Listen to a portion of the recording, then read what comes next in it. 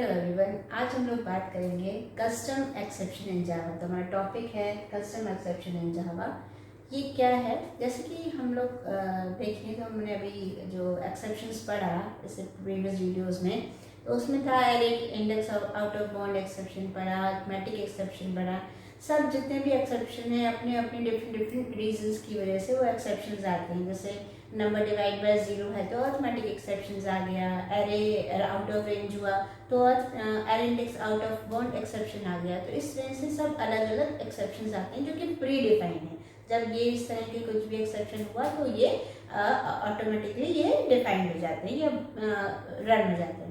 लेकिन हम ये चाहते हैं कि कुछ ऐसा हो, जैसे हमने ये देखा कि चलो नंबर डिवाइड बाय 0 का तो एक एक्सेप्शन है, लेकिन मान लो हम चाहते हैं कि नंबर डिवाइड बाय 5 का भी कोई एक्सेप्शन बनाना। दिमाग आपका माइंड है, ऐसा सोच सकते हैं आप। तो अगर हम करना चाहते हैं, ऐसा होता, आपने सोचा कि हाँ चलो एक ऐसा भी होता कि नंबर डिवाइड बाय 5 का भी एक्सेप्शन होता, जो कि नहीं है।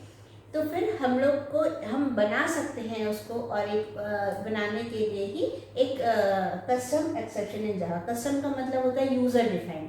तो हमने जैसा हम चाहें, जिस तरह का हम चाहें, कोई एक वैलिडेशंस, कोई लिमिटेशंस, इस तरह से कुछ हम ऐसा रिस्ट्रिक्शन देना चाहें तो हम यूज़र डिफाइंड एक्सेप्शन या कस्टम एक्सेप्शन इन जावा का यूज़ करते हैं। वो क्या होता है, वो कैसे करते हैं, तो उसके लिए बनाया गया थ्रो कीवर्ड।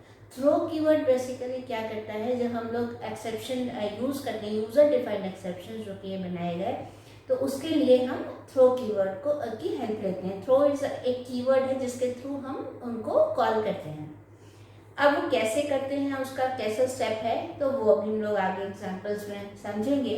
कस्टम एक्सेप्शन में एक चीज़ और हम लोग यहाँ पे देख सकते हैं कि जैसे मान लीजिए ऐसे कोई कुछ हम लोग ऐसे वैलिडेशंस लगाना चाहें, कुछ रिस्ट्रिक्शन लगाएं, जैसे हम इफ कंडीशंस के थ्रू ही लगाएंगे, लेकिन हम चाहते हैं कि कोई, जैसे हमने एक कुछ एनरोल कर रहे हैं या स्टूडेंट इन्फॉर्मेशन चाहिए। अब स्टूडेंट को रजिस्ट्रेशन मान लीजिए करना है, तो स्टूडेंट रजिस्ट्रेशन करने के लिए क्या है, कोई वैलिडेशन ही होगी आपकी कि उनकी एज कितनी होनी चाहिए, या उसमें और क्या उनके मार्क्स जो हैं वो कैसा, कितने परसेंटेज का लेना चाहिए। ये आपकी चीज़ें हैं, एक आपने वैलिडेशंस लगा रखी हैं। तो हम ये चाहते हैं कि जो ये वैलिडेशंस अगर इसके अलावा कोई दूसरा डाले तो हम क्या करें, वो एक्सेप्शन कॉल हो जाए। अब इसके लिए तो कोई प्री डिफाइंड एक्सेप्शंस बने नहीं हैं, तो उसके लिए अगर हमें बनाना है तो हम तब यूज़र डिफाइंड एक्सेप्शन या हम कस्टम एक्सेप्शंस का यूज़ करते हैं। तो उसको कैसे करते हैं, चलिए एग्जांपल देके समझा देते हैं। अब देखिए इसमें यहाँ पे इसका जो सिंटेक्स है वो क्या है, थ्रो का, थ्रो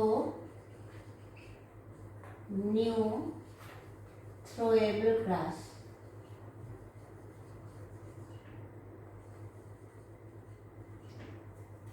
ठीक है, अब यहाँ से इसके थ्रू जो है हम इस जो सिंटेक्स है इसके थ्रू हम क्या करते हैं, थ्रोएबल क्लास कैसे बनाएंगे, तो उसका सिंटेक्स समझ लीजिए। जब थ्रो कीवर्ड है, न्यू लेके थ्रोएबल क्लास, जहाँ पे हमने एक्सेप्शन को बनाया था, जो प्री डिफाइंड एक्सेप्शन तो है नहीं है कि वो एक्सेप्शन क्लास से हम कॉल कर लें, तो जो हम एक नया बनाएंगे कस्टम एक्सेप्शन बनाएंगे यूजर डिफाइंड, तो वो किसी जगह तो बनाएंगे ना, तो उसकी क्लास का जो नाम होगा वो दैट इज थ्रोएबल क्लास। तो थ्रो न्यू थ्रोएबल क्लास, इस तरह से ये सिंटेक्स होता है।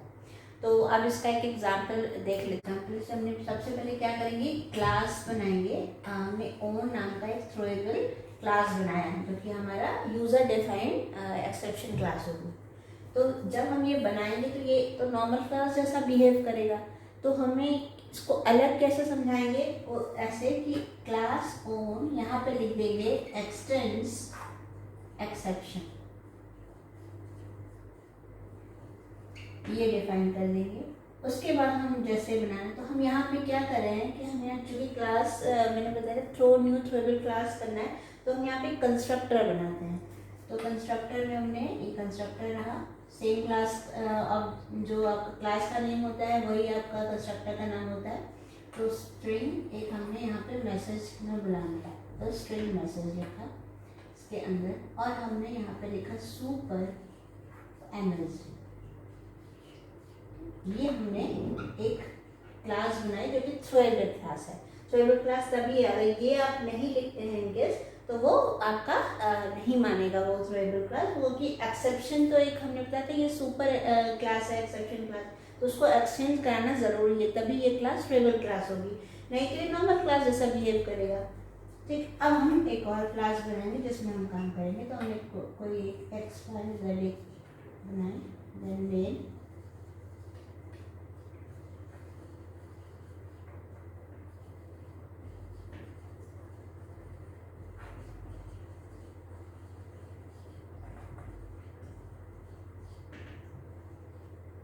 अब यहाँ पे क्या करना है, यहाँ पे हमने एक वैलिडेशन, हम एक मान लीजिए रोल नंबर की वैलिडेशन लगा है। हमने यहाँ पे इनपुट नहीं कर रहे हैं, आप चाहें तो इनपुट कैसे कर सकते हैं, वही सेम ऐसे ही है कि इम्पोर्ट जावा डिटेल लिखेंगे ऊपर, उसके बाद आप यहाँ स्कैनर क्लास लेंगे, जैसे हमने इनपुट बताया था बिल्कुल वैसे ही लेना है। यहाँ हम तो एक कॉन्स्टेंट लेके एक आपको प्रोग्राम समझ सकते हैं। तो हमने एक रोल नंबर इक्वल टू 101 ले लिया। अब हमने ट्राई लिखा, ट्राई में हमने कंडीशन दी कि इफ, ट्राई के अंदर ये ब्लॉक आ गया, ब्लॉक में फिर हमने इफ लिखा, ये ट्राई के बाद ब्रेसेस है, then if roll number is greater than 100, अगर रोल नंबर 100 से अबव है तो हमारा एक्सेप्शन कॉल होता है। कॉल कैसे करेंगे, वही सेम जो हमने लिखा था, through new throwable class. Throwable class का क्या नाम है, दैट इज ओन क्लास। तो एक्सेप्शन तो कॉल हो जाएगा, कुछ मैसेज तो आएगा, तो वो मैसेज हम यहीं पे डाल देते हैं कि रोल नंबर इज वैलिड, या role number is exceed of the particular range, कुछ जो भी आप लिखना चाहें। तो मैं लिख देती हूँ इनवैलिड रोल नंबर।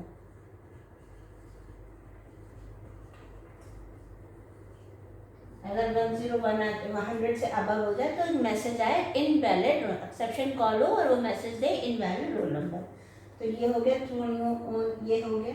होने के बाद हमारा ये ट्राई रन हो गया। ट्राई के बाद कैच होगा।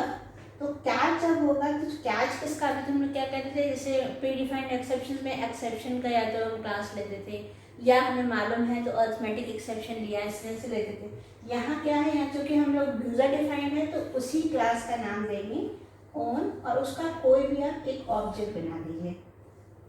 अब यहाँ पे ये ऑब्जेक्ट बनने के बाद हम ये मैसेज को प्रिंट कराना है, जो हमने जब एक्सेप्शन कॉल होगा तो जो मैसेज आना चाहिए हम उसको प्रिंट कराना है।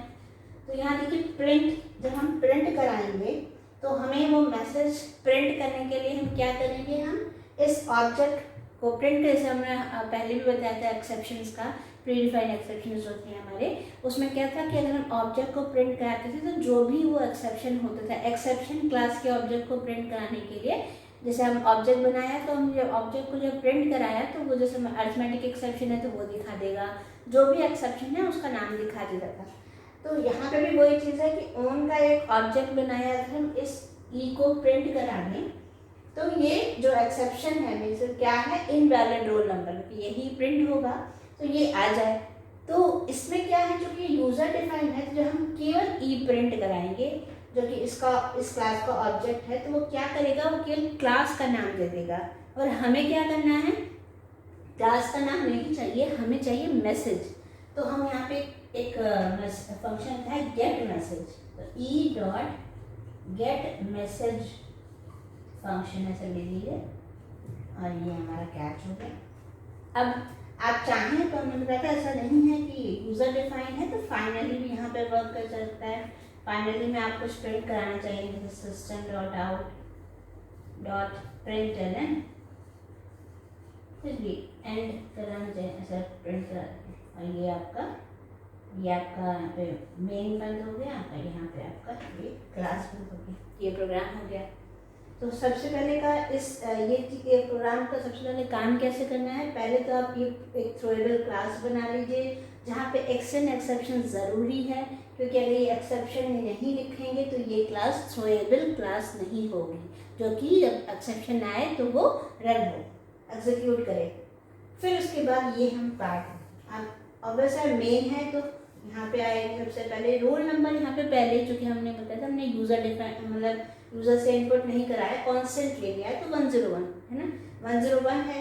ट्राई में आए if R number is greater than 100, तो ऑब्वियसली 101 है तो ये है हो गई, एक्सेप्शन होगा तो यहाँ पे आएगा कंडीशन ट्रू है तो थ्रू न्यू ऑन इन ये क्लास। तो जैसे ही थ्रो न्यू ऑन लिखेंगे, ऑन पे जाएगा। ऑन क्या है? ऑन एज अ कंस्ट्रक्टर, तो ये सीधे सीधे जाएगा यहाँ और इनवैलिड रोल नंबर, ये मैसेज में इनवैलिड रोल नंबर आ जाएगा। आने के बाद ये क्या है, यहाँ इसके अंदर आएगा, क्योंकि सुपर, ये मैंने आपको कंस्ट्रक्टर्स में हेडिंग में बताया था कि जब हमें कुछ ऊपर बेस क्लास को ट्रांसफ़र करना होता है कुछ इंफॉर्मेशन, तो हम सुपर के थ्रू दे सकते हैं, या बेस क्लास को कॉल भी करना तो सुपर से कॉल कर सकते हैं। तो हम ये क्या कह रहे हैं कि ये जो मैसेज आया वो इस सुपर कौन सा है, हमारा एक्सेप्शन क्लास, हम इसको दे दे रहे हैं, तो मैसेज उसके पास चला गया। ठीक, और उसके बाद ये कॉल कैश मैसेज तो चला गया, साथ साथ में एक्सेप्शन कॉल भी हो गया। जब हुआ तो सीधे सीधे कहाँ आया, कैश पे। अब वो कह रहा है ओन का एक ऑब्जेक्ट बना है, अब कह रहा है प्रिंट करो e.get मैसेज। ई का मतलब उस क्लास का एक ऑब्जेक्ट है, वहाँ से जहाँ पे मैसेज आया था उससे वो तुम कॉल करो। तो जैसे ही हम गेट मैसेज लिखेंगे तो जो भी मैसेज आपने यहाँ से भेजा होगा वहाँ पे, वो यहाँ पे प्रिंट हो जाएगा। ये हो गया। उसके बाद फाइनली भी साथ में एंड, कि फाइनली है तो प्रिंट होना ही होना है, तो वो साथ में एंड प्रिंट कर देगा। तो ये होता है। तो पहला काम होता है जब भी हम यूजर डिफाइंड एक्सेप्शंस करते हैं तो पहले ये हमें एक बनानी पड़ती है, ये एक अलग क्लास होगी जो कि हमारी थ्रोएबल क्लास होगी, और ये जिसमें आपने कोडिंग लिखी है। तो जब भी आपका एक्सेप्शन होगा तो हम ये थ्रो न्यू, ये लाइन जो है ये बेसिकली यूजर डिफाइंड एक्सेप्शन या कस्टम एक्सेप्शन के लिए यूज होती है। ठीक है, तो इस तरह से ये एक और प्रोग्राम देख के समझा देते हैं। तो ये एक हो गया, एक दूसरा डिफरेंट तरीके का दिखाते हैं आपको प्रोग्राम। अब एक प्रोग्राम देखते हैं, इसमें क्या है कि एक नॉर्मली रजिस्ट्रेशन का एक प्रोग्राम है, जिसमें कुछ हम रजिस्ट्रेशन करा रहे हैं, लेकिन उसके लिए कोई एक लिमिटेशन है। जैसे मान लीजिए एक एज है और एक मैरिटल स्टेटस है। अब रजिस्ट्रेशन किसी सेमिनार के लिए इस तरह से है, लेकिन उसमें वैलिडेशन है। अगर उसके अकॉर्डिंग जो दिया गया है, कंडीशंस दी है, अगर उसमें जो है वो आता है उस फॉर्म में, तो जो है रन हो जाए, अदरवाइज एक एक्सेप्शन कॉल हो जाए। मतलब जो आपने वैलिडेशन मान लीजिए दी है कि एज जो है वो 40 से अबव हो और उसका जो मैरिटल स्टेटस हो वो मैरिड है, उन्हीं के लिए एंट्री है। अदरवाइज जो उसकी कंडीशन नहीं मैच करता उसके लिए एंट्री नहीं है। तो अगर नहीं है तो दैट मीन्स हम तब एक्सेप्शन कॉल हो जाए। एक्सेप्शन कॉल होने के बाद कोई मैसेज आ जाए तो वो कैसे करेंगे वो देखते हैं हम लोग। तो यहाँ पे हम लोग सबसे पहले पब्लिक लिखेंगे, पब्लिक क्लास, एक थ्रोएबल क्लास बनाया जिसका हमने नाम ले लिया। इसमें हम एक्सचेंज नहीं करा रहे क्योंकि हम यहाँ पे नॉर्मली एक्सेप्शन ही यूज़ करेंगे। फिर हमने मेथड बनाया स्टैटिक वॉइड। स्टैटिक हमने पहले भी आपको बता चुके थे कि स्टैटिक किसी मेथड के साथ लगाने का मतलब ये है कि इसके लिए ऑब्जेक्ट बनाने की ज़रूरत नहीं, वो फंक्शन कॉल हो जाता है। तो स्टैटिक वॉइड, और हमने यहाँ पे एक रेड नाम का मेथड ले लिया और उसमें दो वैल्यूज भी पास करा रहे हैं, एंटी एज और एक स्ट्रिंग जो कि मैरिटल स्टेटस की है। अब हमने इस यहाँ पे एक कंडीशन ये लगाई कि if age is less than 40 हो एंड मैरिटल स्टेटस अनमैरिड हो, इसमें इक्वल डबल इक्वल लगता है मैरिड हो, क्योंकि हम असाइन नहीं कर रहे हैं, हम इक्वालिटी चेक कर रहे हैं। तो M S equals to unmarried हो तो हमारा जो है थ्रो एक्सेप्शन कॉल हो जाए। थ्रो न्यू, ये हमारा सिंटैक्स होता है थ्रो न्यू। अब हम यहाँ पे थ्रोएबल क्लास की जगह लिखें, डायरेक्ट लिख रहे हैं अरिथमेटिक एक्सेप्शन।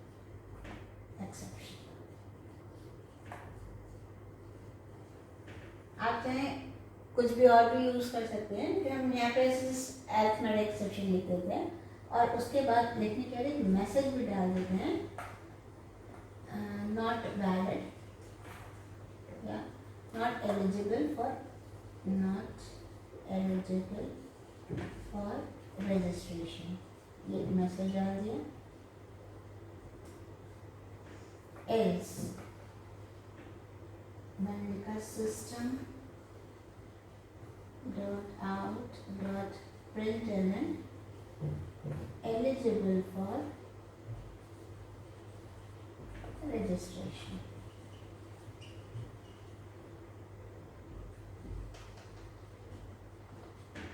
ये बन गया। अब हमने एक मेन डिफाइन किया, public static void main string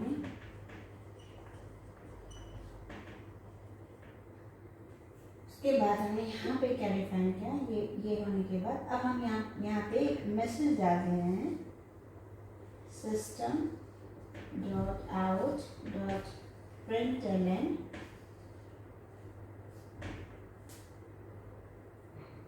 registration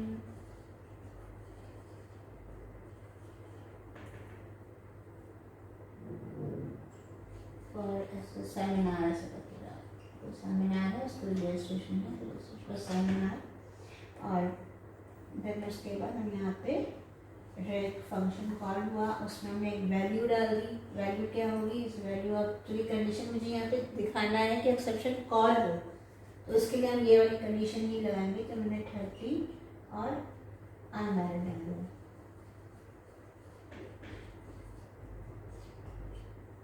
बाद में आप एक मैसेज और देना चाहें तो आप दे दीजिए system dot out dot print Elon.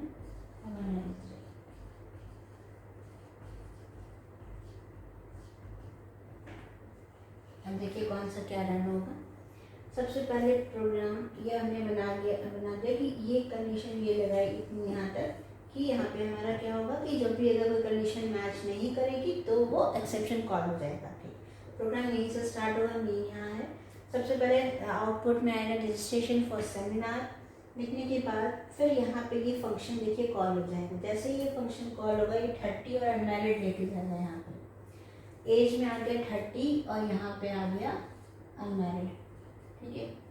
उसके बाद अब यहाँ कंडीशन को चेक कि age is less than 40 condition true है एंड एम एस अनवैलिड है, ठीक है।